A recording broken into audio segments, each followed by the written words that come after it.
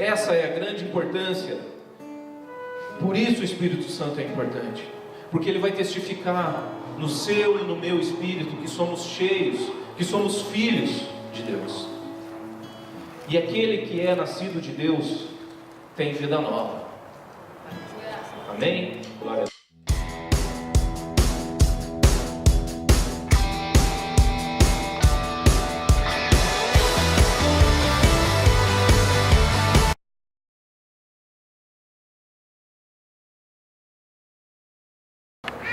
Mateus 7, 22 e 23.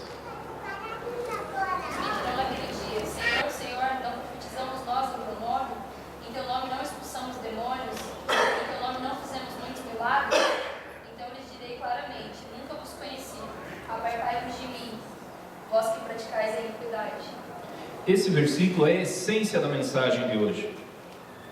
Gostaria que todos vocês prestassem bem atenção em algumas palavras desse versículo, porque aqui vai estar conhecimentos, pérolas para vocês, algo que pode ajudar todos vocês a seguir na vida com Deus. O segredo vai estar ali na segunda parte que diz: nunca os conheci, afastem-se de mim, vocês que praticam o mal. Eu quero falar hoje sobre a importância de ser conhecido de Jesus. Se tivesse um tema da mensagem de hoje, seria: olá Jesus, você me conhece? Seria uma pergunta. E esse versículo vem ilustrar essa pergunta. Esse versículo ele trata, Jesus vem dizer nesse versículo, daquele dia. Haverá um dia que Jesus voltará, todos nós estaremos diante dele, homem, mulher, adulto, criança, velho, jovem, morto e não morto, morto ou vivo, zumbi não, tá? Só para falar. Mas todos estarão diante de Deus. E todos nós vamos ser julgados, prestaremos conta. Tudo o que fizemos na nossa vida passará diante dos nossos olhos e diante dos olhos de Deus. Esse versículo vem dizer que nesse dia, as pessoas, esses que praticam o mal, Jesus vai dizer: apartai-vos de mim, nunca os conheci. Quando eu estive lendo a Bíblia, eu passei por esse versículo, essas duas palavras, nunca os conheci, mexeu comigo e me fez fazer uma pergunta: o que é ser conhecido de Jesus? Como podemos ser conhecidos de Deus? Como podemos ser amigos de Deus? Relacionamento. Droga, você estragou a mensagem, deu o segredo dela toda. Isso é só para o final. Mas é isso. Deus nos convida a ter um relacionamento com Ele. E é isso que nós vamos verificar. Sobre esse trecho, sobre o dia do Senhor, onde todos serão julgados, pense assim: a gente vem aqui na igreja, a gente fala de Deus, a gente canta, a gente ora, a gente louva, isso é bacana, né? A gente tem uma vida com Deus, tal, a gente cresce, ora, os dons acontecem, tal, tudo acontece e é muito bacana. Mas esse versículo diz que tem pessoas que vão chegar na presença de Deus e Deus vai dizer: nunca vos conheci. Nunca vos conheci. Eu sempre me preocupei: será que Deus me conhece? Deus sabe quem eu sou, sabe meu nome, sabe onde eu moro, meu CEP e tal, meu RG, o número do meu sapato. Quer dizer que Deus sabe. Deus conhece todas as coisas porque Ele tem onisciência, lógico. Mas o que Ele está falando aqui não é conhecer no sentido de saber quem é. Deus está falando aqui, nas palavras de Jesus, conhecer no sentido de relacionar-se, no sentido de obediência. Eu entendi então, nesse versículo, que o mais importante não é ser conhecido pelas pessoas, ter um nome nos outdoors, na televisão, no rádio, talvez. Isso não é importante, não é disso que Deus está falando. O nome de uma determinada pessoa, sei lá, Shakira. Todo mundo conhece Shakira, né? Sabe quem é Shakira. Alguém não conhece Shakira? Conhece a Shakira? A Radassa não conhece a Shakira. Então não é esse tipo de conhecimento, de Deus conhecer no sentido de ser famoso. A gente vai entender aqui o que Deus quis dizer. A Kimberly já soprou. É a questão de intimidade. intimidade com Deus. Eu preciso que alguém leia para mim Tiago 2,23 e depois Tiago 4,4. Cumpriu-se assim a escritura que diz: Abraão creu em Deus, e isso lhe foi acreditado como justiça, e ele foi chamado amigo de Deus. Ó, cara, parceria total com Deus. Esse foi Abraão. A história de Abraão é tido como o pai da fé, é conhecido como o pai da fé. Você vai achar a história dele ali no Velho Testamento, tal. Ele é aquele cara que pegou o filho dele, Isaac, indo sacrificar lá no monte e tal. Daí Deus enviou um anjo, segurou a mão dele, ele não sacrificou o filho e tal. É o filho da promessa.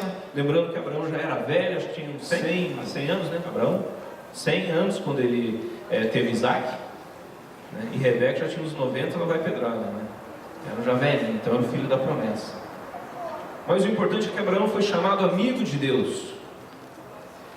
É esse nível de intimidade e relacionamento que eu venho desafiar vocês a ter com Deus.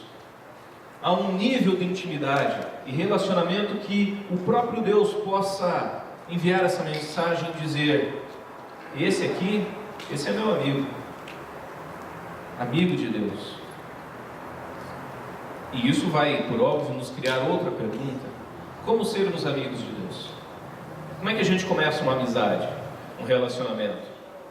Se alguém tem o endereço lá do Facebook do Senhor, será que Deus tem um Face? Você manda um convite, pá, né? Como é que a gente começa uma amizade? Aqui na Terra tem várias formas, né? Às vezes por área de interesse, de futebol, você começa, né, na escola, né? Às vezes pelo Face mesmo, uma qualquer situação, isso vai te levando a ter uma intimidade, um relacionamento com a pessoa. Mas e com Deus? Como é que a gente faz para ser amigo de Deus? Oração?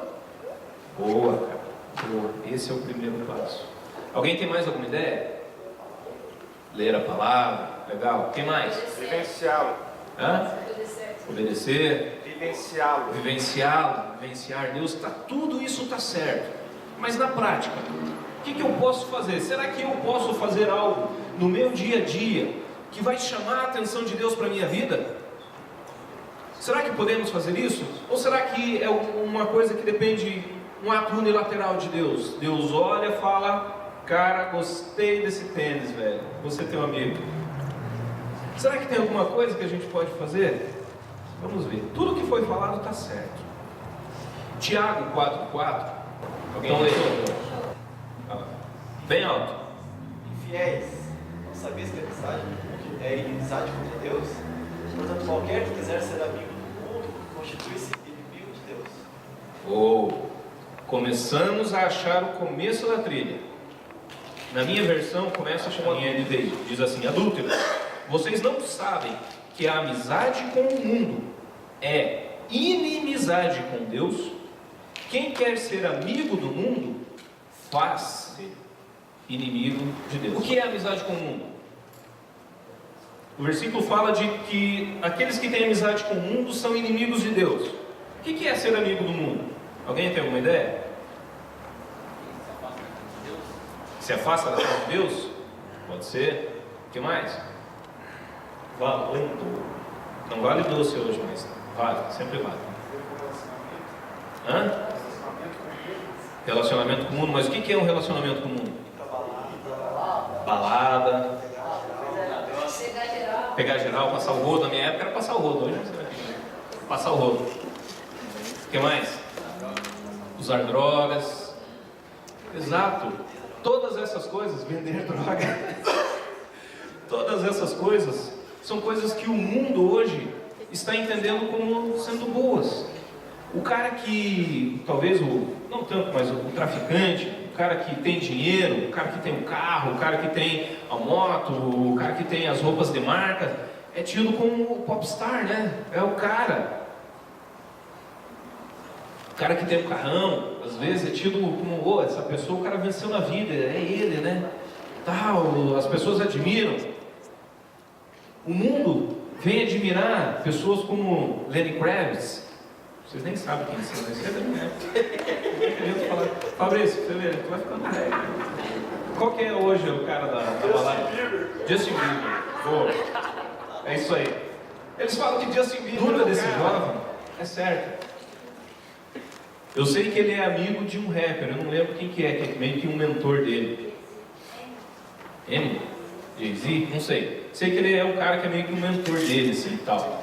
Eu lembro no começo da carreira desse jovem, ele cantava as músicas e tal, às vezes aparecia ele lá sem camisa, então ele não tinha tatuagem. Agora ele tá cheio de tatuagem. Eu vi uma foto dele, parece aquele cara, né, cheio de tatuagem. Então. De chicletes, né? De chicletes as tatuagens? Não tem idade para fazer tatuagem. Renda, pode ser. Mas ele tem uma conduta assim de bad boy, né? Meio menino mau e tal, meio marrento, né? A gente vê essas pessoas que estão na mídia, que estão com fama, que estão em alta, e às vezes a gente acaba caindo no erro de achar que eles são legais, que isso é certo que ele está fazendo. Mas a Bíblia vem dizer que isso é amizade com o mundo. E a gente acabou de aprender que amizade com o mundo é inimizade com Deus. Tudo isso que foi falado ali sobre coisas que o mundo hoje exalta, todos os exemplos que vocês falaram e muito mais que vocês vão descobrir na caminhada da vida de vocês. Tudo que o mundo diz que é positivo, muitas dessas coisas Deus diz que é negativo.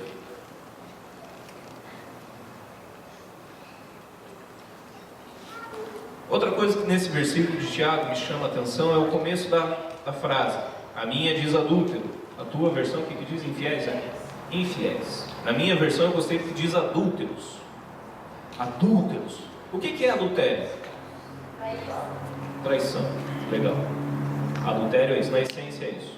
O melhor exemplo que eu penso é entre um relacionamento de ali, homem e mulher. Tá? Um dos dois vai e comete um adultério, trai o seu cônjuge. Isso é adultério. Por que será que a Bíblia começa com essa palavra no início? Adúlteros. Não sabem que amizade com o mundo é inimizade com Deus? Deus vem nos chamar a atenção nesse versículo, irmãos. O que Deus pensa quando a gente tem amizade com o mundo? Deus entende que estamos sendo adúlteros, que estamos traindo Deus. Depois que a gente vem, faz uma confissão de fé aqui na frente, aceita Jesus como único, suficiente, eterno, exclusivo Salvador, você começa a viver uma experiência com o Espírito Santo, as coisas começam a acontecer, você começa a ter experiências sobrenaturais, você começa a ouvir histórias sobrenaturais, coisas que aconteceram, e a gente começa a viver uma vida com Deus, a viver um relacionamento com Deus. Quando a gente está nesse estágio, e a gente começa a flertar, a enamorar, a andar, a se andar, seja qual for o objetivo, com o mundo, Deus entende como adultério, Deus entende como traição. Isso é sério. Deus é ciumento. O Espírito Santo tem ciúmes. Tem ciúmes de mim. Amizade com o mundo é inimizade com Deus.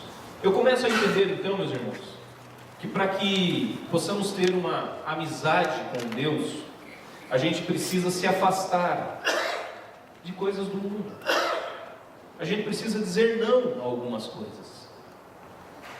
Eu preciso, se eu quero ter uma amizade com Deus, eu preciso gostar de coisas que Deus gosta, a gostar de coisas que eu vou aprendendo com a vida que Deus se agrada. Em contrapartida, eu preciso odiar coisas que Deus odeia, me afastar daquilo que desagrada a Deus. Em Gênesis 6:9 vai dizer assim: esta é a história da família de Noé. Noé era homem justo, íntegro entre o povo da sua época. Ele andava com Deus. Noé também pode ser entendido como uma pessoa que foi amiga de Deus. Tanto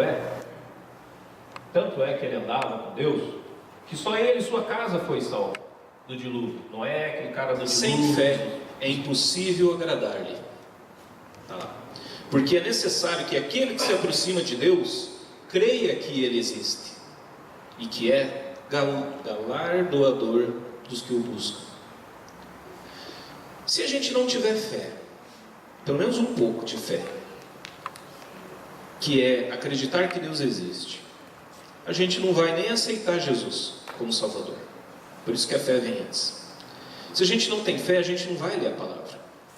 Se a gente não tiver um pouco de fé, a gente não vai buscar relacionamento. A gente não vai querer saber da história dele. a gente precisa, primeira coisa, de fé. Pelo menos de uma porção de fé. Nem que seja dado pelos céus. Que Deus envie uma porção de fé, um dom lá da fé. Vou dar fé nesse cara. Mas a gente precisa de fé. Crescer na fé. Como exemplo, eu tenho lá os heróis da fé de Hebreus 11. Abraão é chamado o pai da fé. Ele precisou de fé para obedecer a Deus. Ele precisou de muita fé para dizer para todas as pessoas que tinha um Deus desconhecido falando com ele e que estava pedindo a vida do filho dele. Imagina o desafio que essa pessoa teve que passar na sua época. Deus ainda não tinha se manifestado para os homens nessa época. Abraão, pai da fé. Davi, chamado de um homem segundo o coração de Deus, também precisou de fé para fazer aquilo que Deus lhe direcionava. O coração de Davi, a Bíblia vai, não com essas palavras, mas nos dar a entender que o coração de Davi era inclinado para as coisas de Deus. O que seria essa inclinação para as coisas de Deus? Seria aquilo que motiva o seu coração, aquilo que motiva o seu dia a dia, seriam coisas que agradam a Deus. Qual é a inclinação do seu coração? Eu pergunto para você que está me ouvindo, meu amigo, minha amiga. Qual seria a sua inclinação? O seu coração tem andado inclinado, sendo o coração de Davi inclinado para o coração de Deus, para as coisas de Deus? Ou o seu coração tem inclinado para o mundo, para uma amizade com o mundo, para coisas que o mundo diz que é correto? Aonde está o seu coração? Moisés também foi chamado de amigo de Deus, e uma diferença de Moisés, que para mim é uma das figuras que mais me chama a atenção, uma das personalidades bíblicas que eu admiro.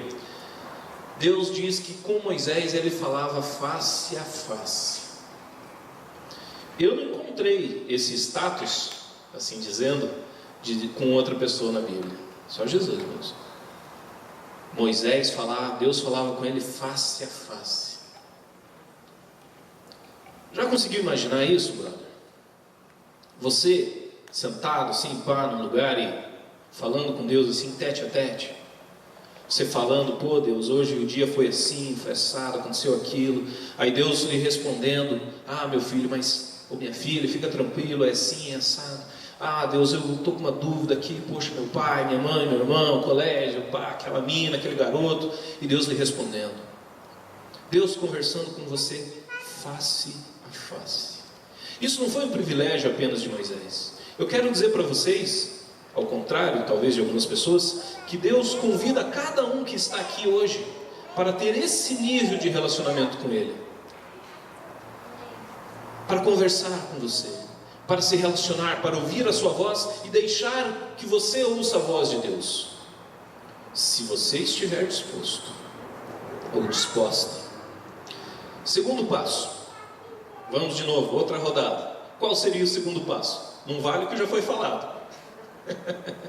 Qual seria o segundo passo? Obrigado, irmão. Deus lhe abençoe.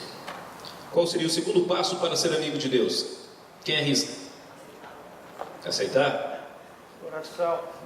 Oração, tá valendo? Deixa eu ver. Não é bem esse que eu marquei. Eu quero a resposta que eu marquei aqui. Vocês não estão errados, mas eu quero a que eu marquei aqui. Né? Espertinho. Vamos lá, arrisca alguma coisa, gente. Vamos lá, não tem certo ou errado. Eu quero provocar vocês. Segundo passo para a gente buscar assim uma amizade com Deus. Crer na palavra?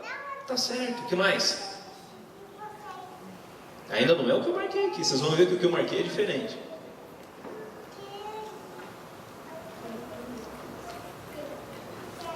Ninguém arrisca mais? Então vou dizer. Provérbios 6, 16 ao 19 vai dizer assim: há sete coisas que ele detesta: olhos altivos, língua mentirosa, mãos que derramam sangue inocente, coração que traça planos perversos, pés que se apressam para fazer o mal, a testemunha falsa que espalha mentiras, e aquele que provoca discórdia entre irmãos. Eu separei aqui, e a pergunta que eu queria que vocês, a resposta que eu queria que vocês me dessem, a que eu queria ouvir é o seguinte: o segundo passo é amar as coisas que Deus ama e odiar as coisas que Deus odeia. Pois é. Pois é. Isso aí é síndrome de professor de faculdade. Que ele fala o seguinte: não quero a resposta do livro, eu quero a minha. Esse seria um segundo passo. Uma dica, na verdade, não tem certo ou errado. Tudo que foi falado está certo. Mas uma dica seria mais genérica, mais geral, seria gostar do que Deus gosta e odiar o que Deus odeia. Eu já dei alguns exemplos do que Deus odeia. Olhos altivos. O que é olhos altivos? Soberbo. Eu também fiquei na dúvida. Hã? Soberbo. Soberbo, exatamente. Valeu, Alex. Esse é o cara. É o cara soberbo, arrogante. Isso é olhos altivos. O restante das coisas eu tenho certeza que todos conhecem. Outro exemplo é Provérbios 17:15, que vai dizer: absolver o ímpio e condenar o justo são coisas que o Senhor odeia. Eu consigo entender que Deus não gosta de injustiça. Então nunca faça isso. Nunca você absolva o ímpio, ou a pessoa que fez realmente mal, e condene o justo, porque essa prática Deus odeia. E aquelas outras que está listada acima ali. Agora, em contrapartida, exemplos ou coisas que agradam a Deus. Vamos lá. Exemplo valendo. Amar o próximo? Você leu o que estava escrito aqui? Você teve acesso ao computador? Não, estou brincando, não é isso. Não é a resposta que eu quero. Mas é também, isso agrada o coração de Deus com certeza. Pode ter certeza. Mas não é a resposta que eu quero. Vamos lá, o que mais? Oh, acho que você viu realmente o meu computador que estava escrito aqui. Não vou mais brincar com vocês disso não. Hebreus 13:16 vai dizer assim: não se esqueçam de fazer o bem e repartir com os outros o que vocês têm, pois tais sacrifícios Deus se agrada. Deus se agrada quando a gente reparte aquilo que a gente tem com as outras pessoas. Repartam o que vocês têm. Tenham compaixão do próximo. Tenham um coração quebrantado, como a Mônica falou, para o próximo. Isso vai estar no próximo. Salmo 51:17 vai dizer assim: os sacrifícios que agradam a Deus são um espírito quebrantado, um coração quebrantado e contrito, ó Deus, não desprezará. Essas são alguns exemplos de coisas que agradam a Deus. Ok? Vamos lá. O meu aqui está com 2, mas deveria ser 3. Passo para buscar um relacionamento com Deus.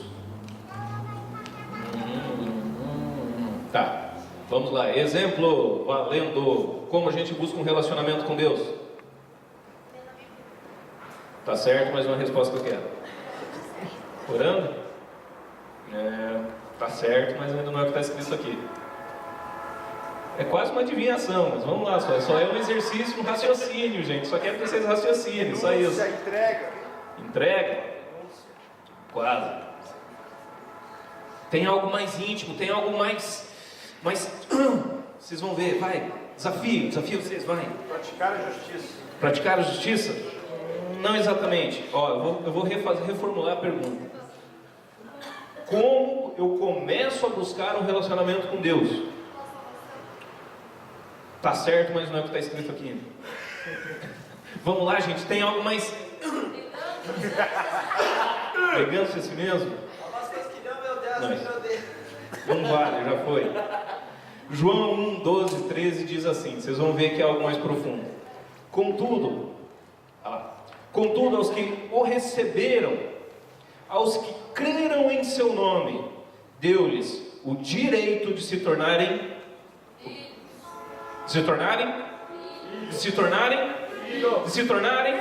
glória a Deus, aleluia, aleluia. Continuando, os quais não nasceram da descendência natural, nem pela vontade da carne, nem pela vontade de algum homem, mas nasceram de Deus. primeiro, um dos primeiros, ou seja, qual for a sequência dos passos para começar um relacionamento com Deus, é entendermos que somos seus filhos. Deus quer se relacionar com cada um que está aqui, mas como filho de Deus. Veja o quanto isso é importante. Não é simplesmente, Deus não quer apenas que você conheça a história deles, que você seja um teólogo que conheça a história e saiba dos versículos e tudo que está escrito. Deus não quer apenas que você creia que Ele existe e é um cara de, sei lá, que está uma veste branca, sentado num trono com um raio na mão, sei lá. Entende? Então, não basta crer que Deus existe, não basta conhecer a palavra de Deus, não basta fazer boas obras e ajudar os próximos, ter um coração quebrantado. Todos esses exemplos que foi falado aqui estão certos, mas tem algo mais profundo. Deus quer se relacionar com cada um como filho. E eu quero deixar claro que Deus não é, um exemplo de Deus não é como o pai terreno. Eu tive, a minha infância, a minha adolescência, eu tive muitos problemas com meu pai. Eu cheguei a odiar o meu pai. Eu queria me afastar do meu pai. Mas o exemplo que eu tinha era de pai terreno. Então, quando eu comecei a caminhada com Deus, eu tive dificuldade nesse ponto. Porque eu confundia o meu relacionamento com Deus como pai, eu queria refletir o meu relacionamento do meu pai comigo aqui na terra. Eu quero dizer para vocês que nada a ver. Não é assim. Deus é um pai perfeito. Ele é o exemplo perfeito de paternidade. E é esse nível de relacionamento que Ele quer ter com vocês. Um pai perfeito para um filho, para uma filha.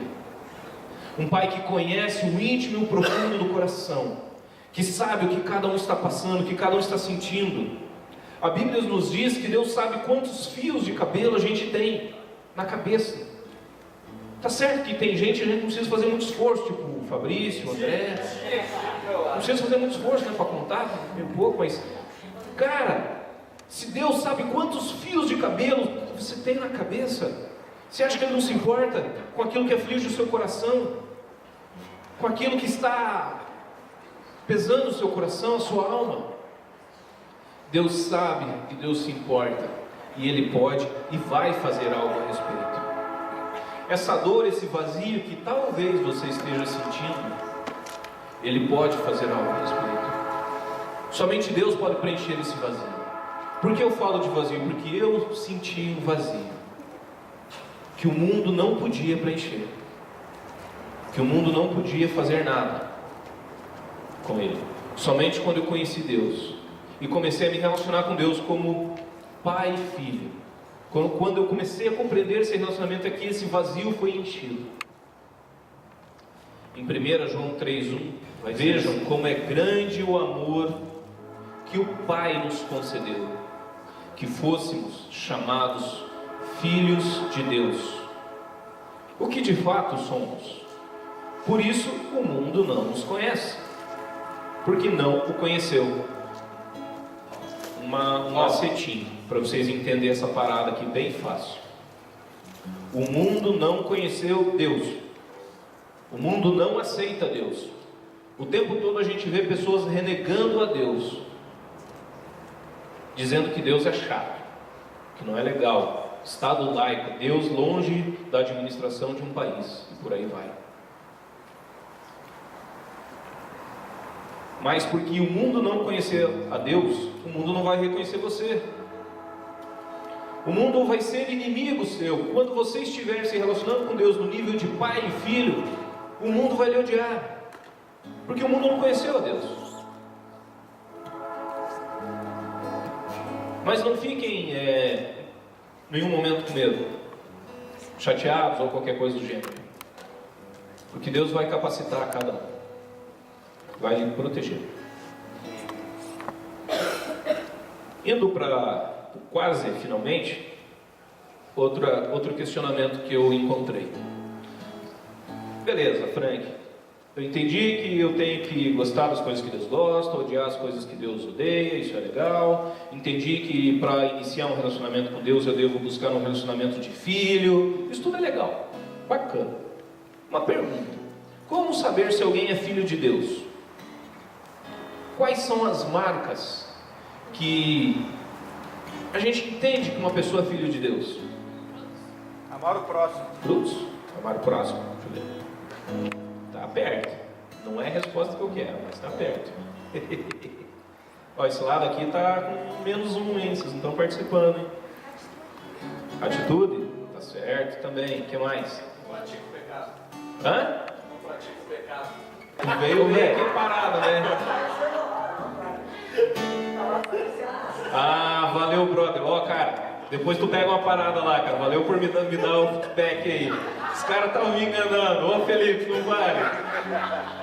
Mas é isso, gente. Primeiro, aquele que é nascido de Deus não pratica o pecado. Essa é uma das marcas.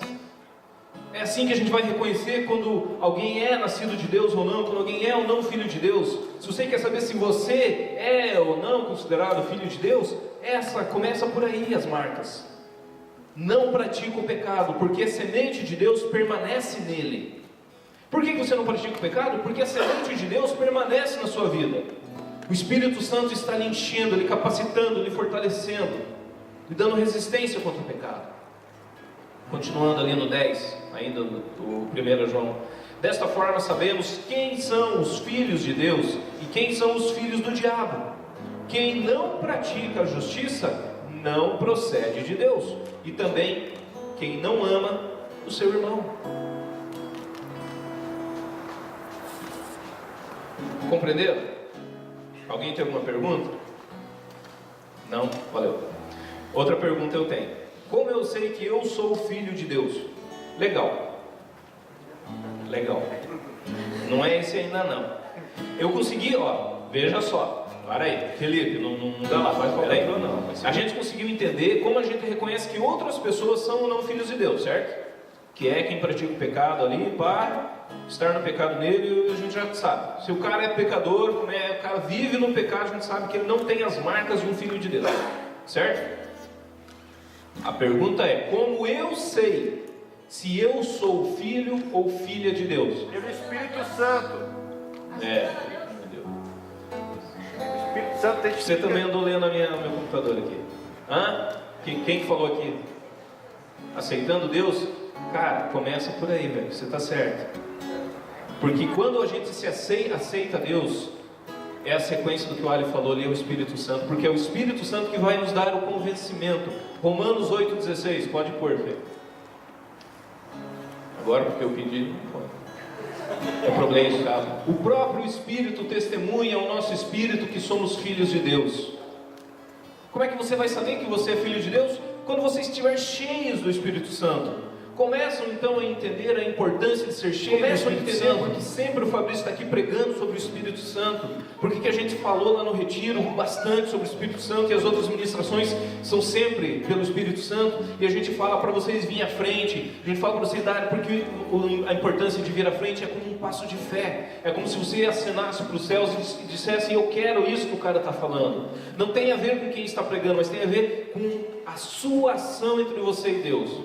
Lembre-se, é um relacionamento individual. Deus quer se relacionar com cada um de maneira diferenciada. Que desejam iniciar um relacionamento com Deus de filho, eu gostaria de convidar também a ficar de pé aqueles que entendem que já se relacionam com Deus como filho, mas quer algo mais profundo. Você já entendeu que você é filho de Deus, o Espírito Santo já testificou na sua vida, isso foi legal, isso foi bacana, mas você deseja algo mais, você deseja algo mais profundo de Deus.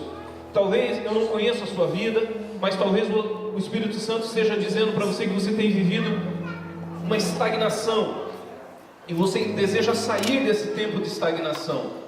Talvez você esteja vivendo num nível de mediocridade espiritual, num nível de mediocridade com as coisas de Deus, e você quer romper isso. Você não quer mais viver assim. Você quer algo mais profundo. Talvez para a sua vida não basta mais gotículas de água do Espírito Santo de Deus. Você quer mergulhar nos rios de água viva.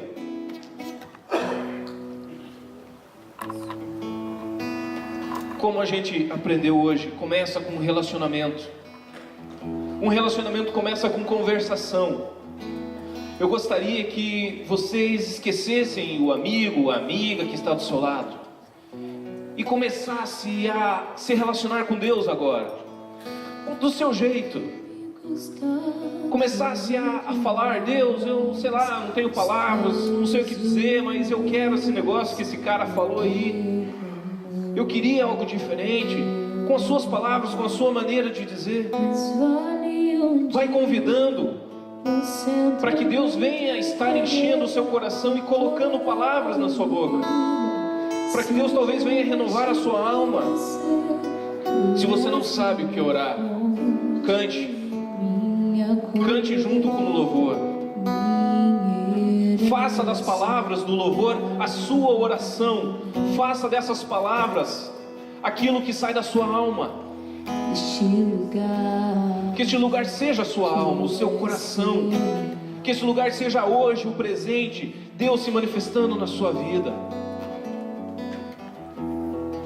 Deus é bom. Deus é bom. Deus é bom. Deus é santo. Deus é maravilhoso. Querido e amado Deus, em nome santo de Jesus, buscamos a sua presença, Pai.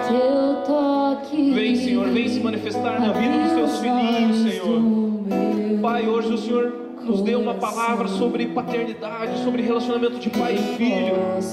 Senhor, todos esses que se colocaram de pé e esses que o coração sinaliza, Pai, desejam um nível de intimidade e relacionamento contigo mais profundo, Deus.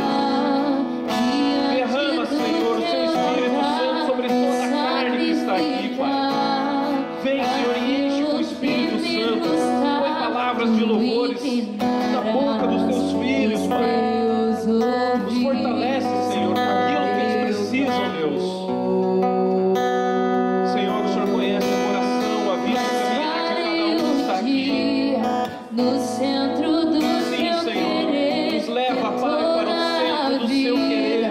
Sem jamais te conhecer, tu és Te louvamos e te adoramos, tu és nosso Deus. Vem, Pai, enche o meu coração, Senhor. Se manifesta na minha vida, Senhor, como Pai. Me ensina a ser um filho digno, Senhor, digno do seu amor. Muda o meu caráter, ó Deus. Senhor, toda vez que eu estiver me aproximando de algo que te desagrada, que o Espírito Santo tenha liberdade de falar ao meu ouvido, de falar no profundo, no íntimo da minha alma que isso não é correto. Senhor, me ensina a andar nos seus caminhos. Pai, eu sou cego na terra. Eu não sei, Senhor, o que fazer. Muitas vezes, Pai, eu fico em dúvida sobre que caminho tomar. Retira, Senhor, de mim toda dúvida, Pai. Retira de mim todo pecado. Retira de mim tudo aquilo que desagrada ao Senhor. Vem, Deus. Vem, Deus, sobre a minha vida, sobre o meu coração. Em nome de Jesus. Em nome de Jesus. Em nome de Jesus. Ouve, Senhor, a oração dos teus filhinhos, Pai. Ouve o clamor dos teus